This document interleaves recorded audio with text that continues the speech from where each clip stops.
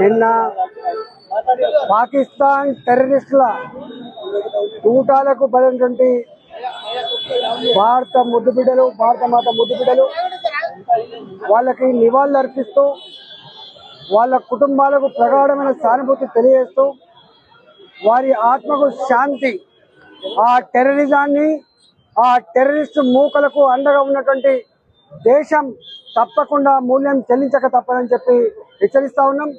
ఇప్పుడిప్పుడే జమ్మూ అండ్ కాశ్మీర్లో 370 ఆర్టికల్ రద్దు చేయబడిన తర్వాత స్వేచ్ఛ స్వతంత్రాలతో ఊపిరి పీల్చుకొని అభివృద్ధి జరుగుతున్నటువంటి ఆ ప్రాంతం మీద కళ్ళుగుట్టి ఆ దేశంలో పాకిస్తాన్లో అన్నం పెట్టలేని ఆ ప్రభుత్వాలు, శాంతి భద్రతలు మెయింటైన్ చేయలేని ఆ ప్రభుత్వాలు ఇవాళ భారతదేశాన్ని అస్థిరపరచాలన్నటువంటి నీచమైన నికృష్టమైన కుట్రలో భాగమే ఇవాళ మన ఆర్మీ డ్రెస్సులో వచ్చి ఇవాళ మీరు హిందువులా, మీరు ముస్లింలా అని చెప్పి మరీ ఏరి కోరి ఇవాళ మా బిడ్డల రక్తాన్ని కలచూసినటువంటి దుర్మార్గుల అంతమే ఇవాళ భారత నిజమైనటువంటి ప్రతినప్పుడున్నట్టుగా మేము భావిస్తా ఉన్నాం. ప్రపంచ దేశాలన్నీ కూడా ఈ దుర్మార్గాన్ని ఖండిస్తూ ఉన్నాయి.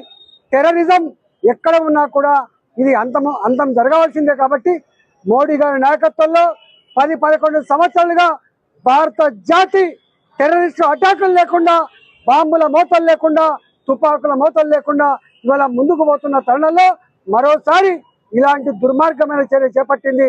తప్పకుండా దానికి మూల్యం చెల్లించక తప్పదని చెప్పి హెచ్చరిస్తా ఉన్నాం. ఈ పిరికి పందల చర్యను సంపూర్ణంగా ఖండిస్తా ఉన్నాం.